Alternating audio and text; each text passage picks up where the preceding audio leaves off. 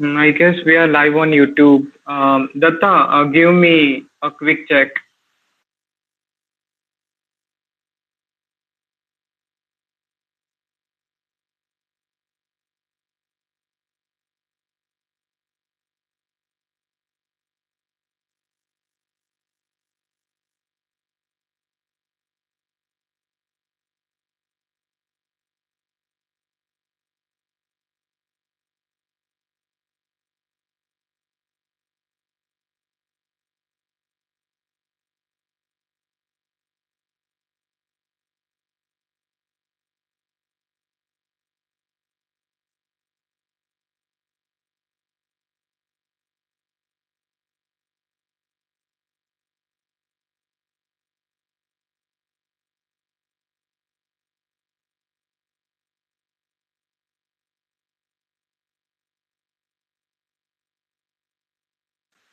Okay, so I guess we are good to go.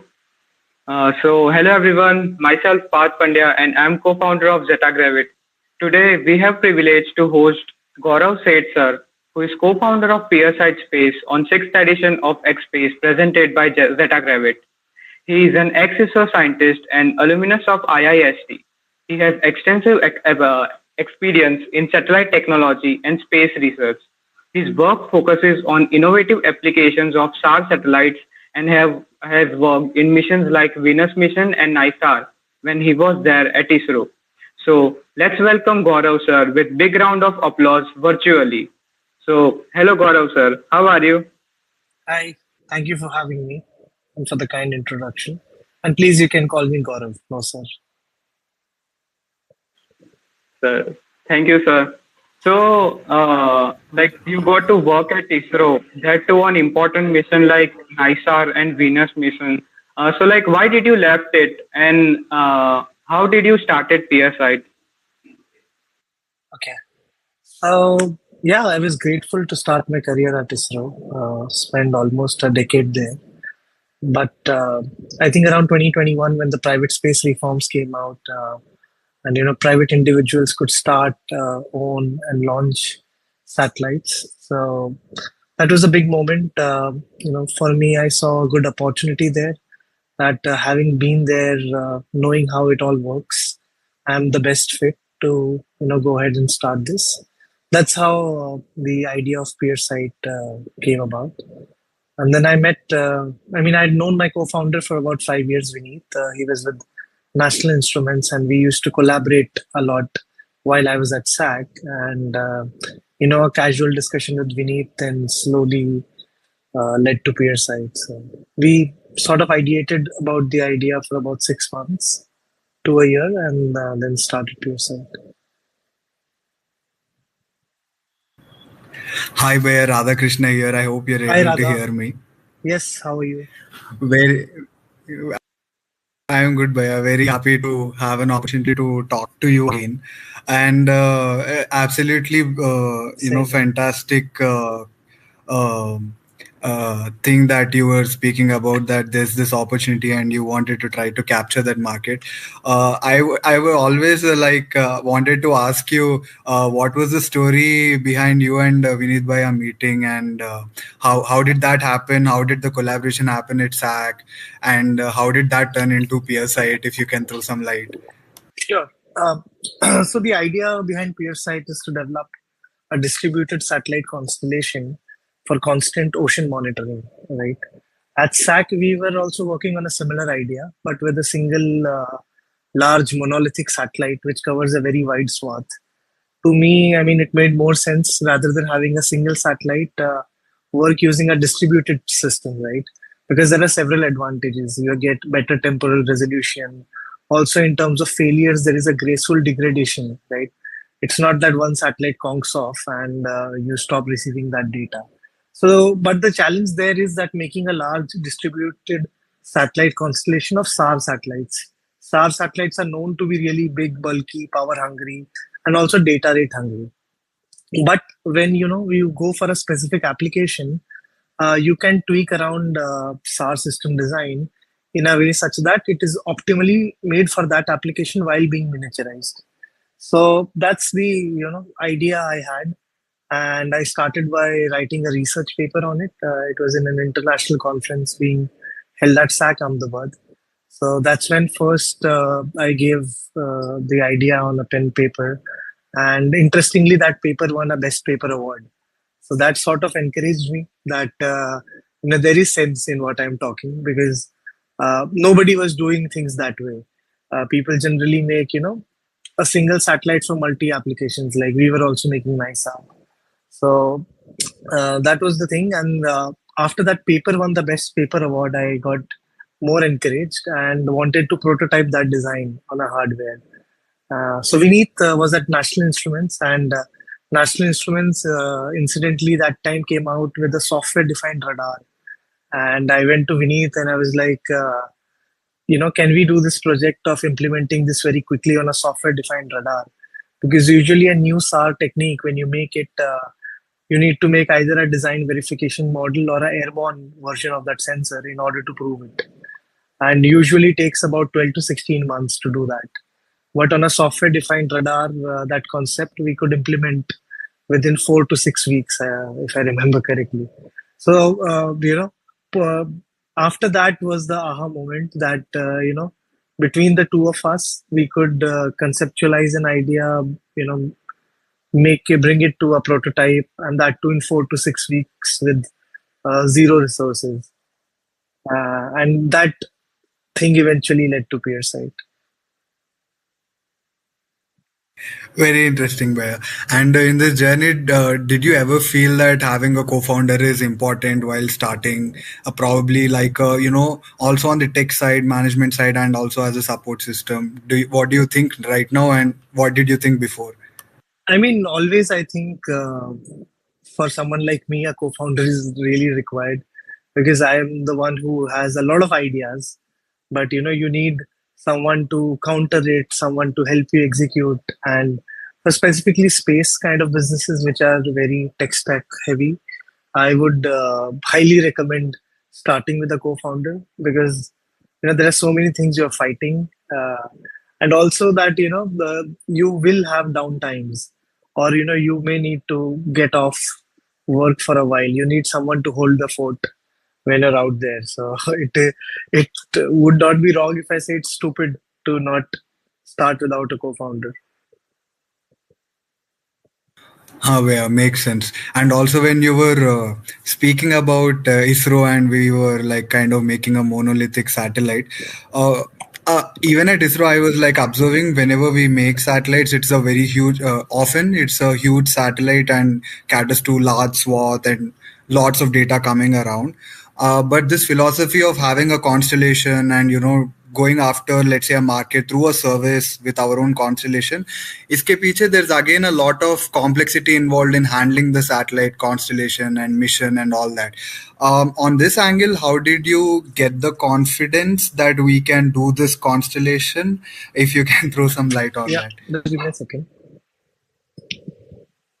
Yeah, so first of all, it's not that people at ISRO are stupid that they never made constellations and they were going with such large satellites. The shift came about in what we call now the new space, right? Previously, when rather you and me we joined ISRO in 2014-15, there used to be like 2 to 3 launches per year, which totally changed after SpaceX and other private players coming in. Now one rocket goes to space every day. So this thing created a new phenomena which we call now as new space. We need not go for very, very highly redundant space components. We can rather have redundancy in terms of an extra satellite, how we are going about that.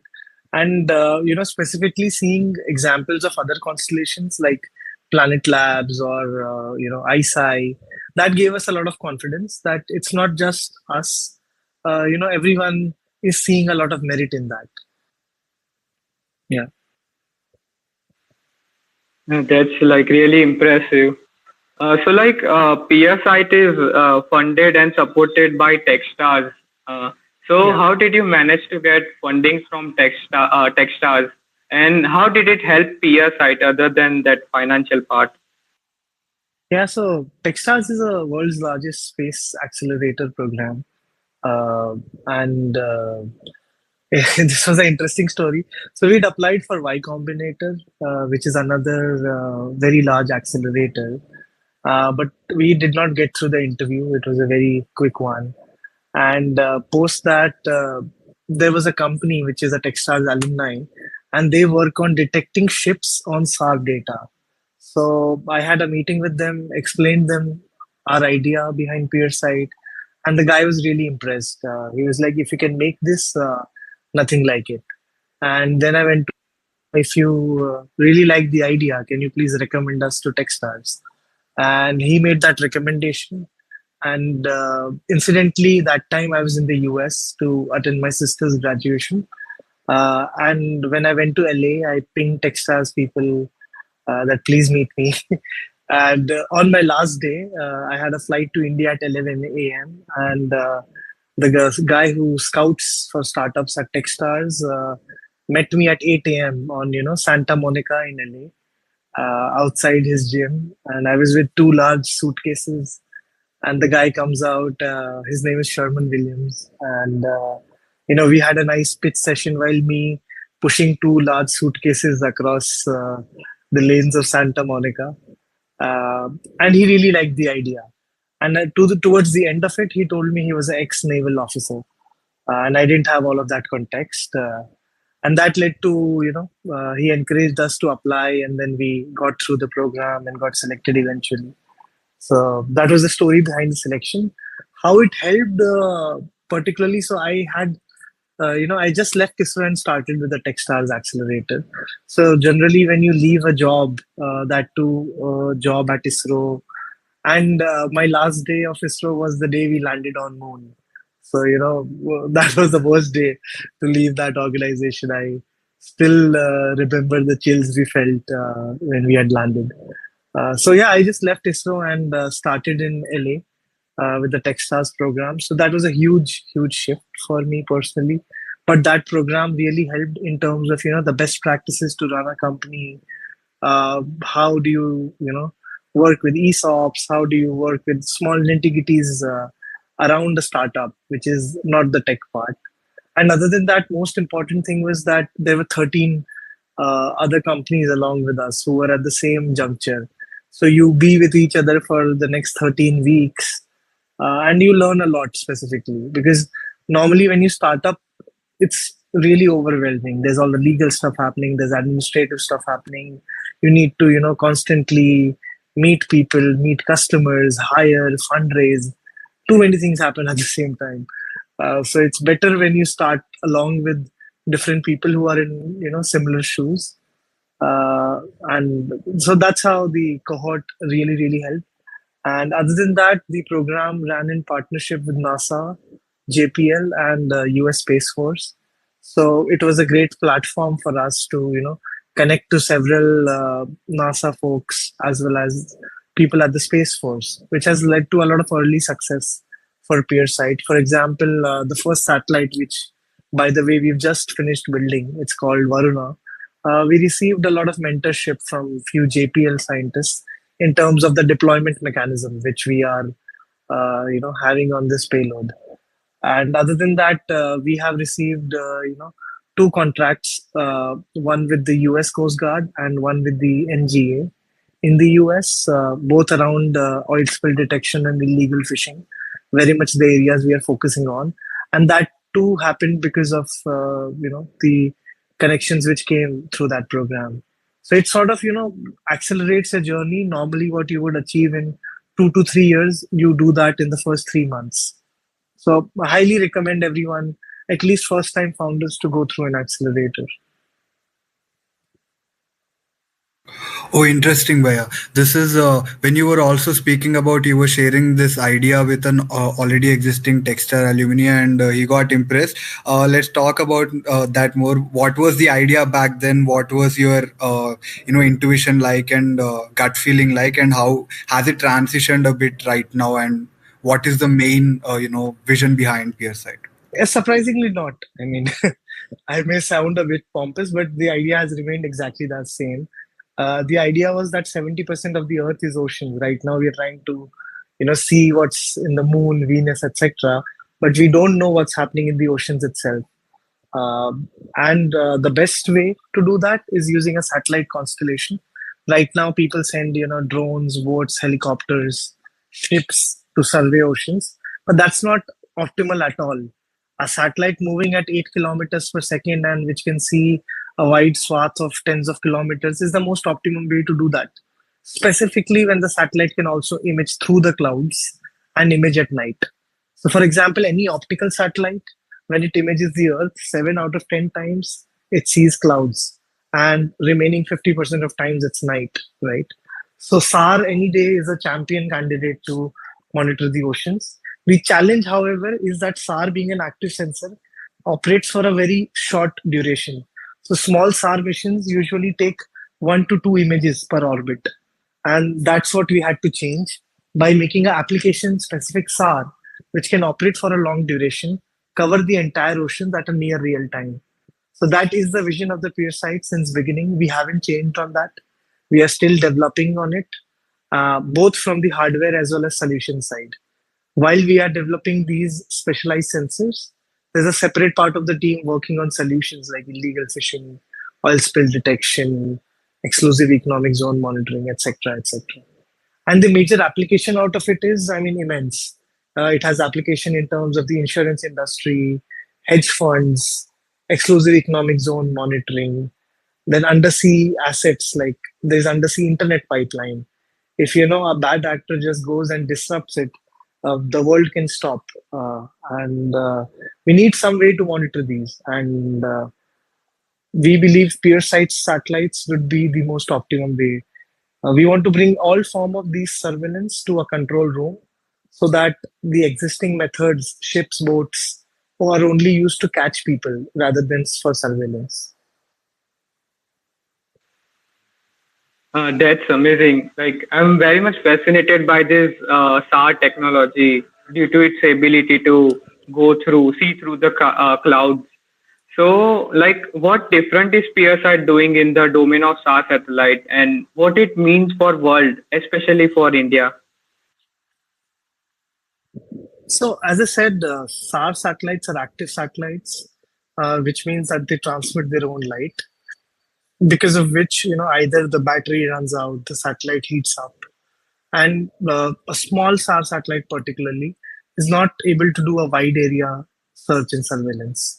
While what at Piersight we've made application specific satellites which can do this. So the satellite is designed in a very specific way such that it operates for a long time, right?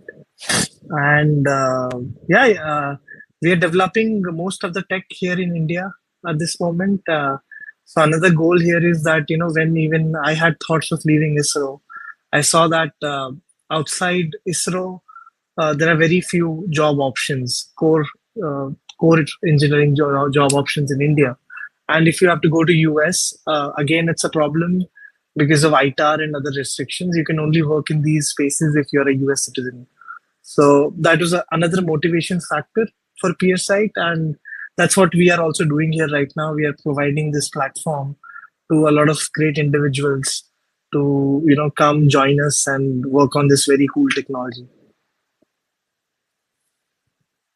Interesting, Bhaiya. You also won the IndUSX challenge, right? Yes. Can you speak more about that and the opportunities that it opened for the solution and also on the satellite side? Yeah. So IndUSX challenge was about detecting oil spills in waters, and oil spills are surprisingly a lot.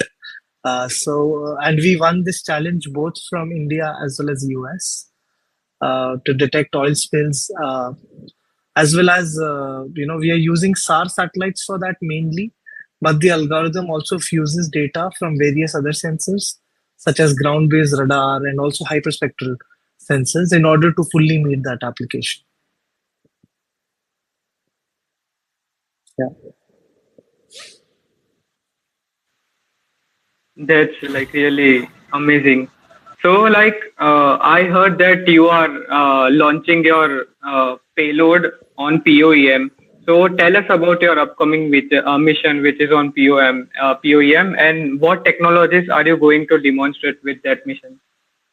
Yeah. So the mission. Oh, sorry to interrupt, Yeah. Gaurav bhaiya. Just to add to that, you can. I would also like to hear about how your interaction with the poem team and how did it all happen and how what is the status also. Yeah. So Poem, for everyone who doesn't know about it, is it's the last stage of the PSLV rocket offered to startups like us for demonstration of their tech.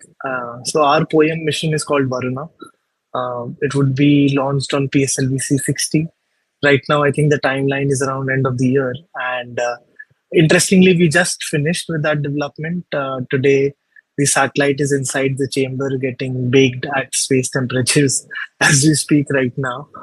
So what we are doing in this particular mission is that we have a scaled down synthetic aperture radar sensor at a 6U volume. So it has a deployable 3-panel antenna. It's a reflect array technology made for the first time in India. Other than that, it has a very unique software-defined radar electronic board which can, tune from P to X band on command. So we'll be, demonstrating all of the tech in this mission, which would bring us to a TRL level of 7. So people who don't know about TRL levels, they are technology readiness levels, and space electronics are defined from 1 to 8, 1 to 9 in terms of TRL levels. And this particular mission will bring most of our subsystems at TRL 7. So we would be going to space, deploying the 3-panel antenna, and most likely we'll be getting a video feed of that, so we can see that beautiful deployment from ground. And this deployment, it's very interesting. So when you launch a rocket, there are a lot of vibrations on it. So you need to ensure that the antenna doesn't open up during the launch. So it is held using a hold down release mechanism. And once you go to space, from a command, you can activate that mechanism, and the antenna deploys. It beautifully opens up. And then we would be transmitting from space and receiving the signal on ground. So with this, we'll be able to measure the, ultimate radiated power, antenna gain performance, as well as fidelity of the signal. So, it's a test bed to qualify all of our electronics in space.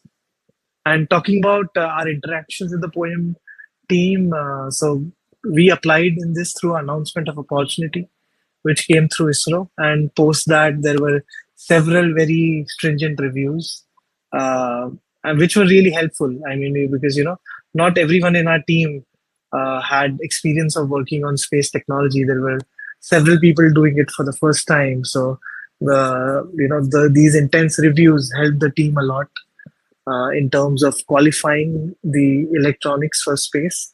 And as jokingly, I tell my team that it's not just electronics, also people get qualified for space. So this is basically what Varuna has done to our team. And really excited for it. We also have a curtain raiser video for that coming soon, which would explain all of these things in a detailed fashion. I am sure that video will blow up Indian space Twitter. Please. And while, yeah, and while you were also talking about the next launch, casually you dropped that you're doing the SDR for a lot of bands. Yeah.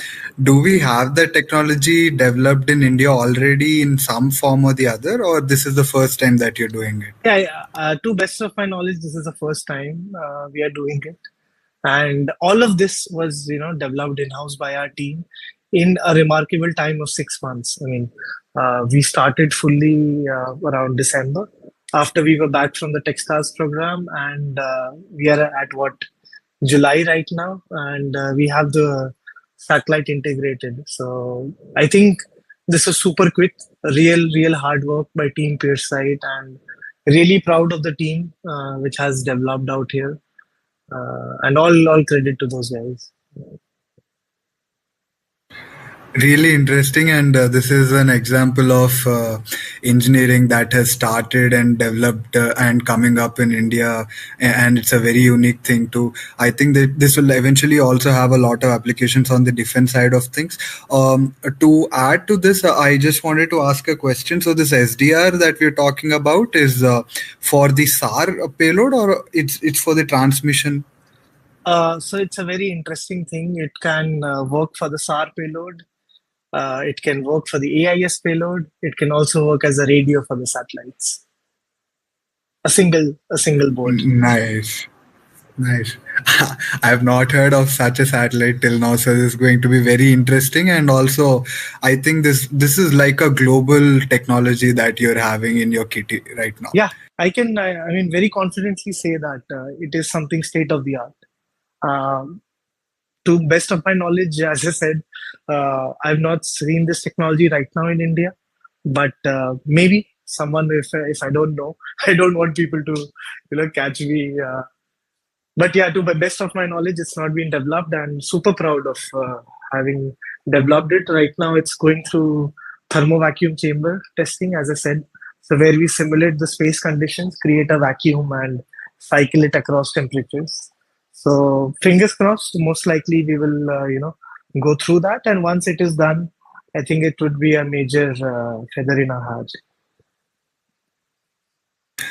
Nice. And when we are also talking about this unique technology that we're developing in India, what has been your experience with finding talent? I have interacted with a couple of PSI folks in some conferences, and I see they're really amazing. So, do you have any inputs on the talent that is available in India right now, and also some insights on how you have nurtured the talent? Let's say also about hiring from tier 1, tier 2, tier 3 colleges. Your inputs on it. Okay. So in terms of talent, I think the world knows about Indian talent. That is one of the reasons the most of the world is right now really really bullish on India. We have great talent, and luckily we found that in Piersight too. We have a very intensive recruitment process where more than technical parts, we also see a lot in terms of cultural compatibility. So, because you need to ensure that people fit in together. You can have a bunch of smart people, but if they don't talk to each other for a space kind of a business which is highly collaborative, it doesn't really work out. So, yeah, that was my opinion in terms of the talent. We really didn't face a lot of challenge. Maybe we got lucky. In terms of the talent we found. I'm super confident on them. Also, don't have any, honestly, no regrets in terms of that. We could have had this person better in this team. Right now, it's all really good. While we are, constantly expanding slowly. Recently, we were looking out for a few interns for power electronics. And yeah, we would continue to, hire and grow slowly about it. What was the other question, Radha? The second part of the question, I'm sorry, I missed it. Asking about availability of talent in tier 1, tier 2, tier 3. Do you prefer anything, or is it better to nurture? I honestly didn't see a huge amount of difference that whether the person is from a tier 1, tier 2, or tier 3 college. It very honestly didn't make a lot of difference.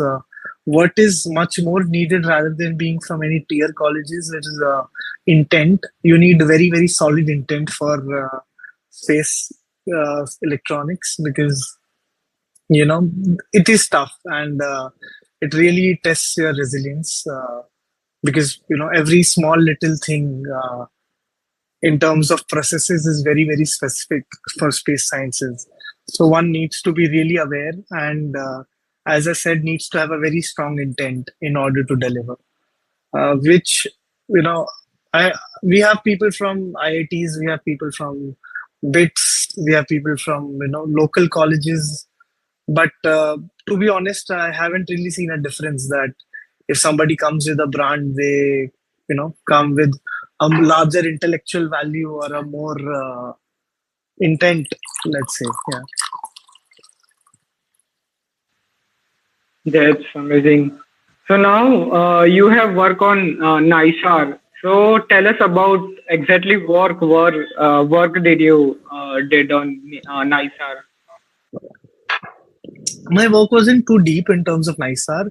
I mean, I of course was a part of the same systems division where the LN S-band payload was developed particularly. Really well aware about the system. I mean, I may have contributed a bit in terms of few system-related aspects. But majorly, I worked on Chandrayaan 2, dual frequency SAR, as well as RISAT 2B, which was a three satellite SAR constellation. But if you have any questions specific to NISAR, really happy to answer. Yeah.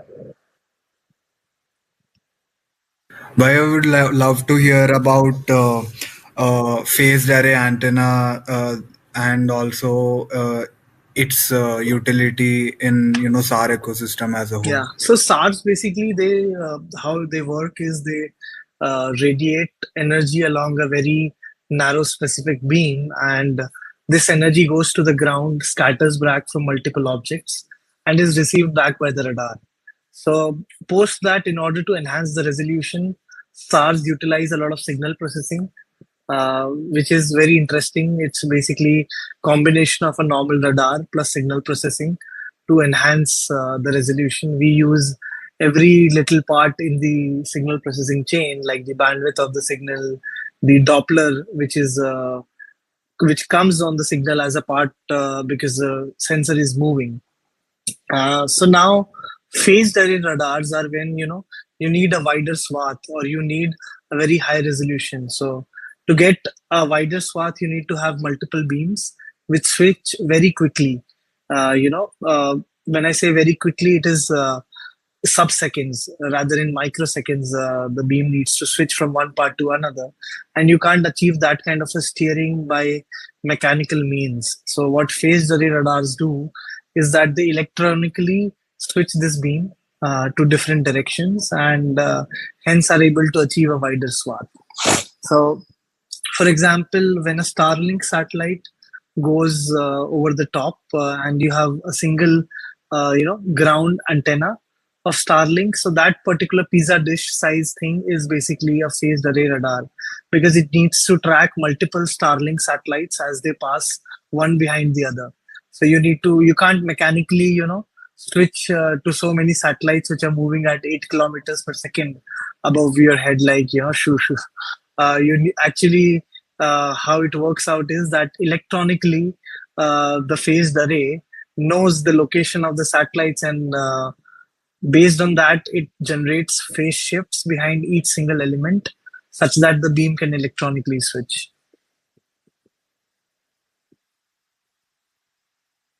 Okay, understood. So it is like you're moving the beam without actually having a mechanical element. Correct. Understood. And also, I heard you were working on the Venus mission. Yes. Any insights you can offer on that? And also, because you worked on that, what are different complexities that come into interplanetary missions? That particular one was really, really close to my heart. So basically, the last Venus mission from the whole world, rather, was in 1992, a mission called Magellan, which mapped the surface of Venus, but at a very coarse resolution of about 150 meters. Why that resolution was coarse is an answer to the second part of your question, which is the challenges with planetary radars. So the major challenges are that, irrespective of anything, you need a wide area of the antenna. So you need to achieve that only by deployment, that too in a very complex environment, far, far away. Secondly, there is major restriction in terms of the power as well as data rate. So even if you take a very high resolution SAR image, it is a real challenge to beam that down all the way from Venus or Moon back to Earth. So these are a few very major challenges from the mission. And to solve for these, we came up with a unique antenna type. Interestingly, the same antenna type I had decided to work for the Venus SAR is right now being utilized in Piersight. So you can say a lot of heritage of my thoughts comes from those days of designing that particular mission.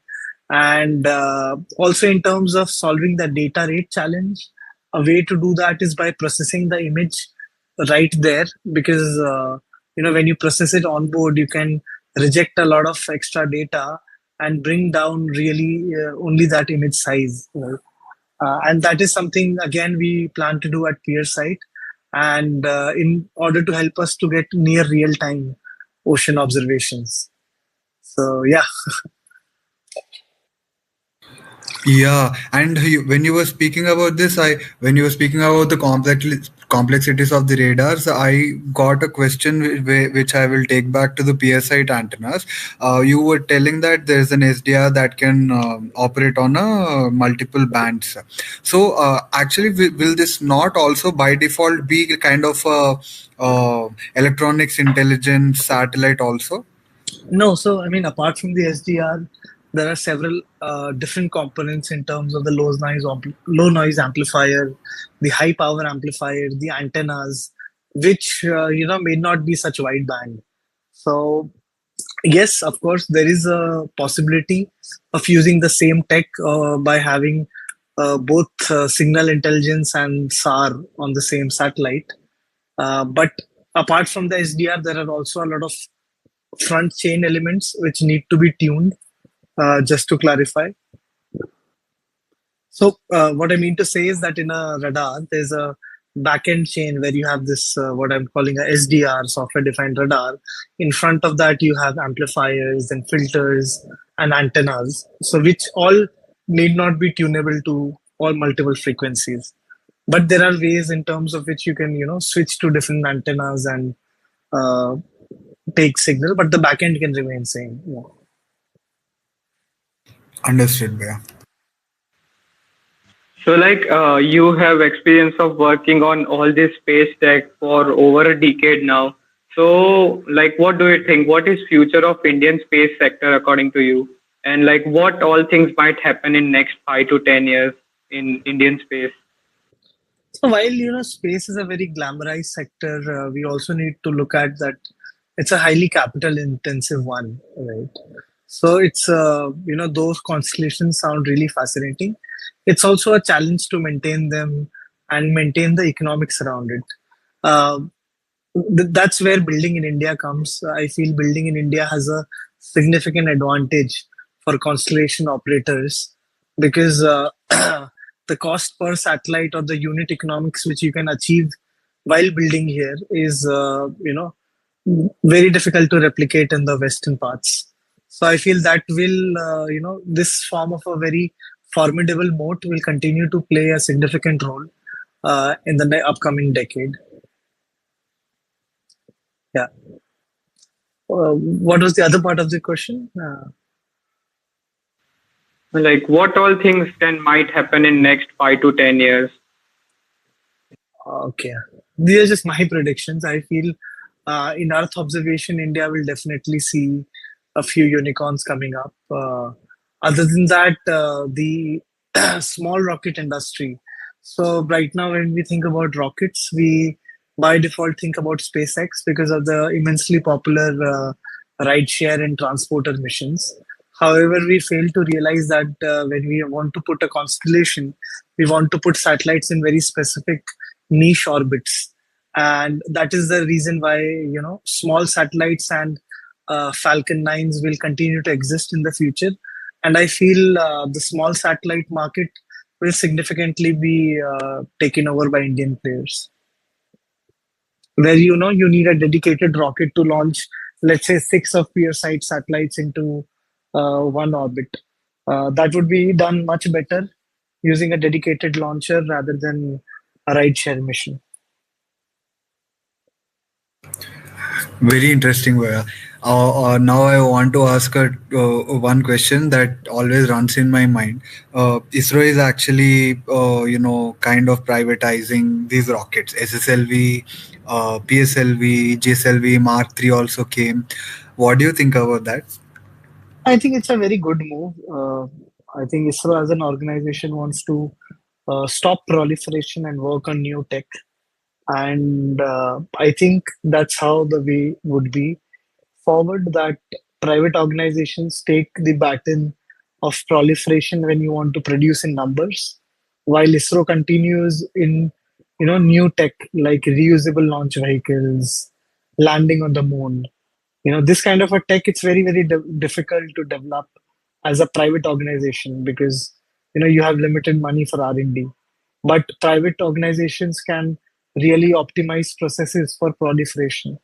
So the way forward should be, in my opinion, like that, where national organizations build a niche hard tech, and private players take up the space of innovation in terms of material science, optimization, making a technology into a product. So, for example, ISRO makes really cool technologies, but turning those technologies into a product is a different ball game. And I feel ISRO is also not poised with a lot of resources which are required to convert a technology into a talent, right? So these things should be taken up by private players. Yeah. So yeah, you are working on HDR satellites, and ISRO is working on Gaganyaan mission and like other mission which are very much important.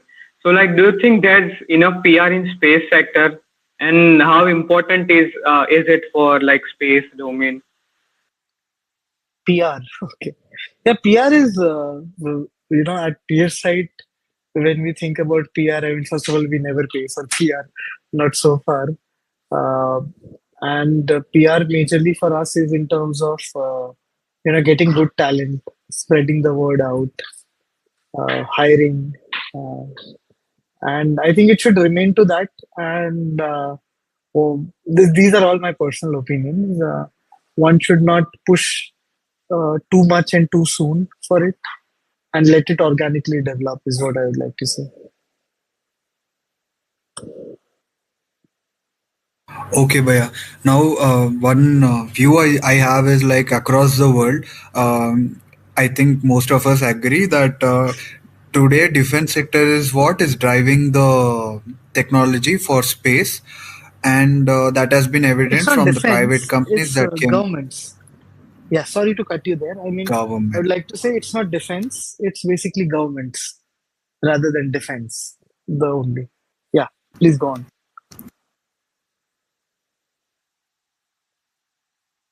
Even that's also a strong opinion, I feel. I would like to, I mean, for today there are lots of satellite companies that deliver definitely to, let's say, commercial sector and also for the civilian government. But do you agree that defense is the largest ticket player right now?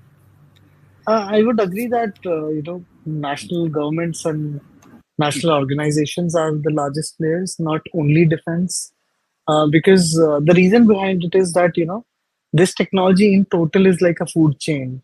Someone produces a satellite, someone processes the data, and then you build solutions and then further applications. So the real value only comes out once the complete food chain is present for private companies. But for governments and defense sectors, they usually forward invest into the technology, which is why right now we are seeing these technologies being a little bit more heavy by these customers. However, once the capacity is up in space, which is funded by governments, we will definitely see a huge sense of private sector also coming in. A very good example is SpaceX itself. SpaceX was able to develop the entire technology and capacity because of a lot of handholding from the government of US. However, once that technology is developed right now, we are seeing a huge amount of private participation and private customers as well for SpaceX. Hmm. And on that, do you think there's something more that Indian government can do in India? I think the government is doing a good job in terms of pushing the sector in space. Particularly, is a real helpful organization with a single nodal point for getting all the clearances. Also, for example, the satellite we were able to build in 6 months. a lot of that credit also goes to InSpace because of the kind of facilities we could get access to without making the capital investments. And I think this thing should go forward for the sector to take over.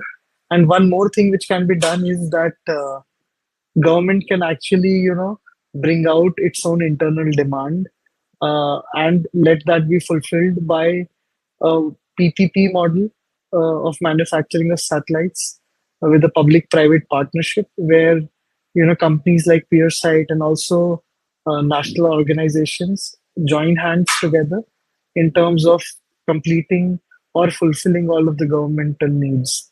Because there are so many different departments, I feel, which are using space technology, and also several which can use space technology.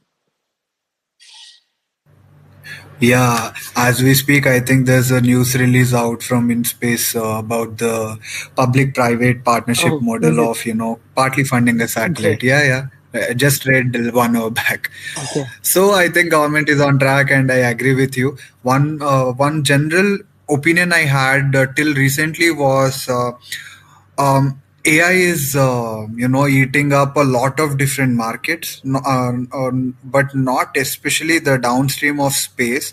Although I see that downstream of space is the sector that generates huge amount of data. Do you think there's a reason for this? Uh, I don't think I'm qualified from that angle. I feel in space particularly, again, a strong opinion from my end. I feel AI would enable more than it would disable, because you would know this better than me. Rather, you've been seeing the huge amount of data which gets generated from satellites but never gets an eye, because it's really difficult to go across all of this data. But with the AI revolution, I think a lot of this data can be actually mined and the right insights can come out, leading to more and more requirement of newer eyes in the sky. I see one point that I was thinking about is a lot of companies invest money, especially in AI models in other data types, but not on the satellite side. So I was thinking whether there's a weaker demand signal with respect to consumption or something else. I think I need to work on this more. Yeah. No, interesting. I'll also think more about it. Yeah. Yeah.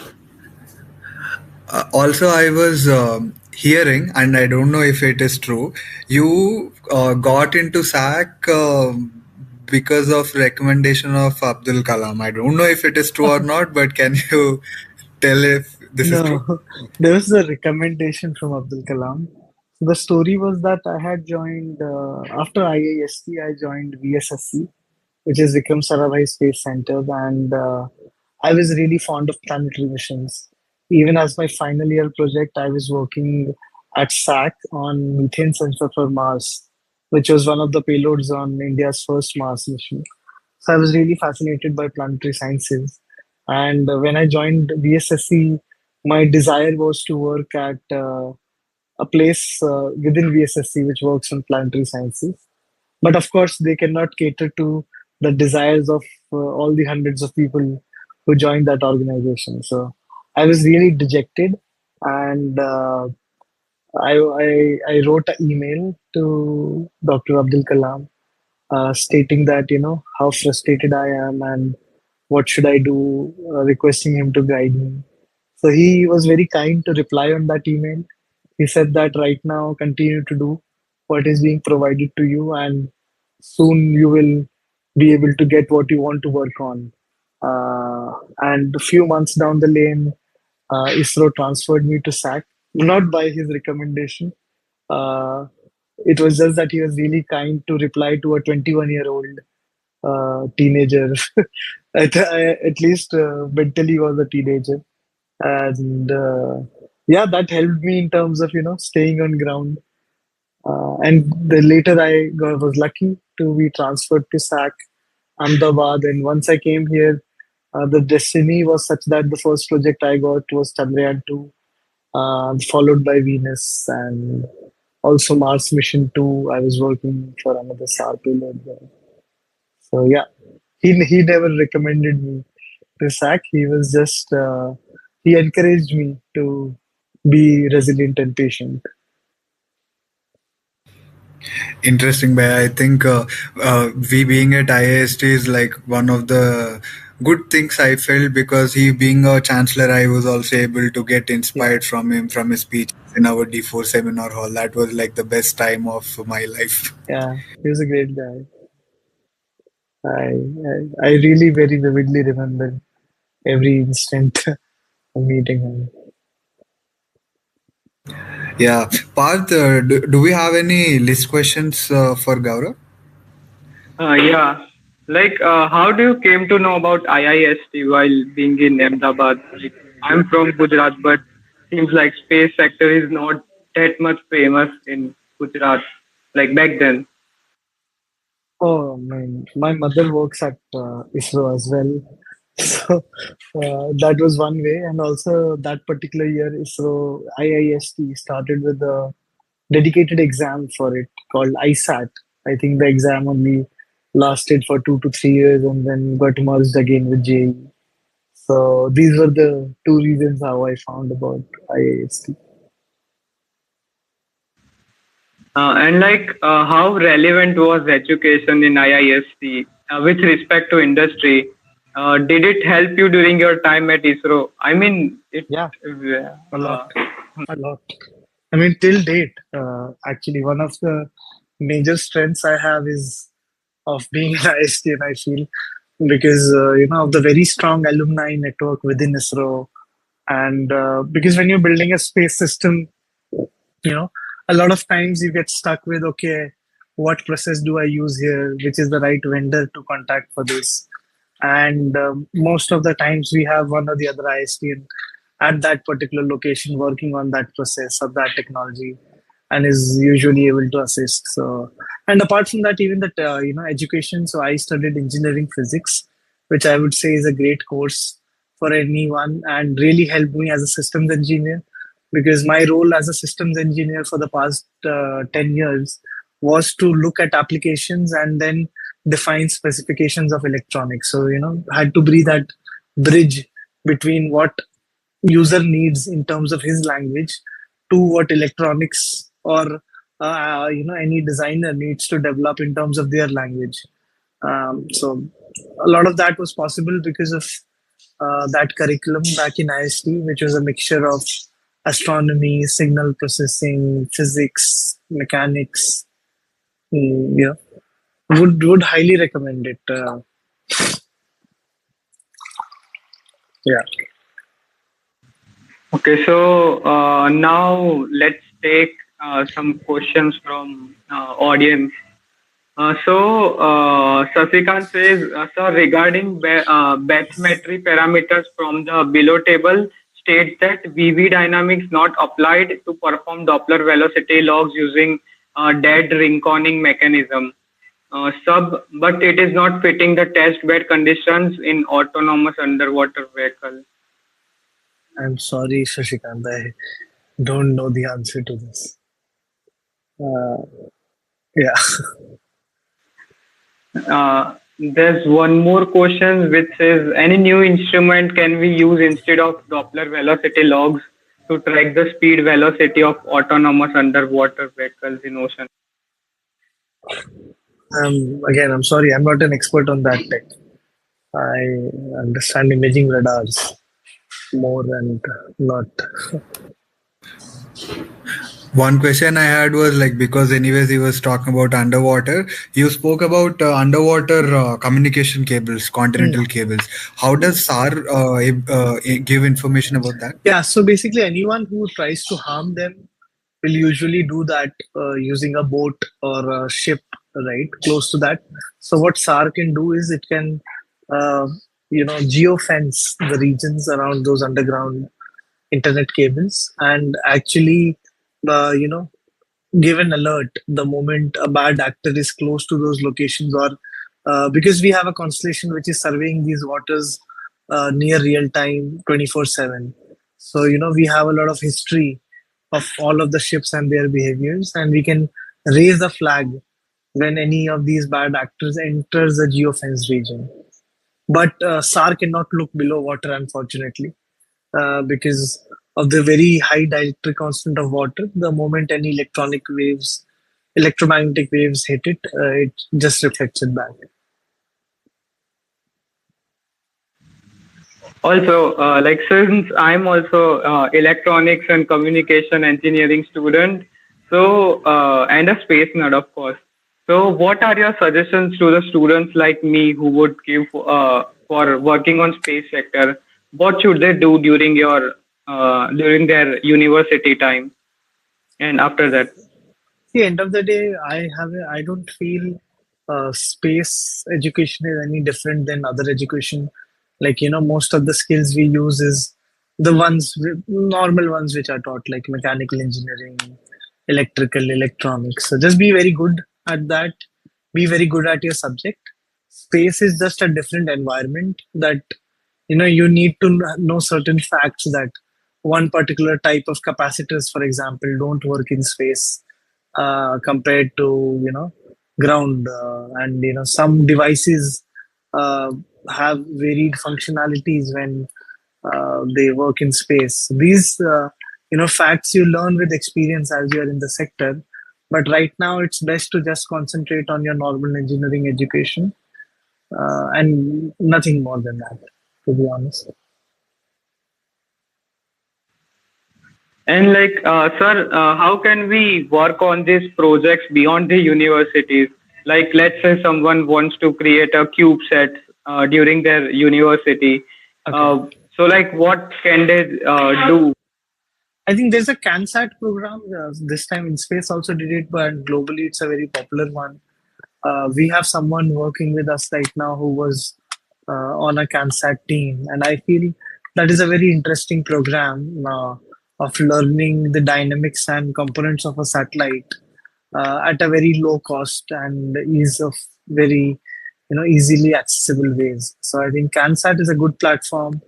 Also, I think in space and ISRO have a very interesting schemes for young students. Like there's Yuvika, but I think that's for really young students. And also in space recently came out with some, uh, you know, very early stage incubator for ideas. So if you have ideas like that, you can explore that, and at the same time you can do internships at organizations like even at Piersight right now, though in a limited capacity, but we take interns. You can do internships in ISRO. Yeah, that is pretty much it. Interesting.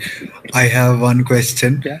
and whenever I think about maritime surveillance, I remember this. Like, have you seen Imitation Game movie? Yeah. For the for Alan Turing one? I have, but don't remember it too much.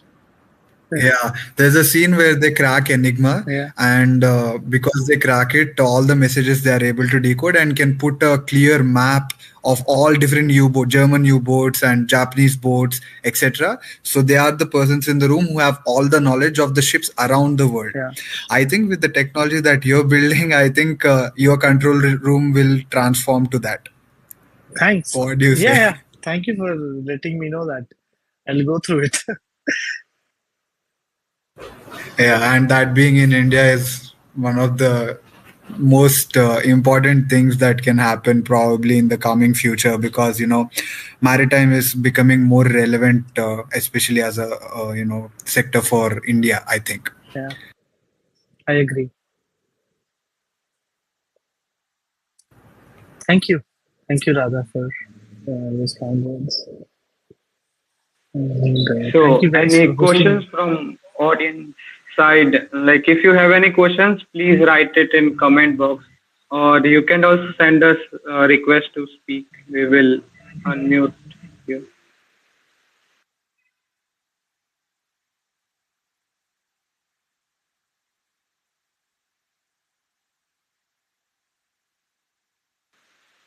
Okay, so thank you, Gaurav sir, for giving us your time, and thank you to all the audience who joined. Like, I know World Cup final is going on, but still all of you join. Really appreciate that. Even thank you, Radha sir, for helping me out with figuring out all this stuff. So really thank you. Thank you. So Yeah, I'm glad I got the opportunity to talk to him again. Thanks, Gaurav, for joining. Thanks, Radha. Thank you, ZetaGravit team. Bye-bye. bye. So this is Bye bye. bye. So this is Team बोलो ZetaGravit बोलो signing off.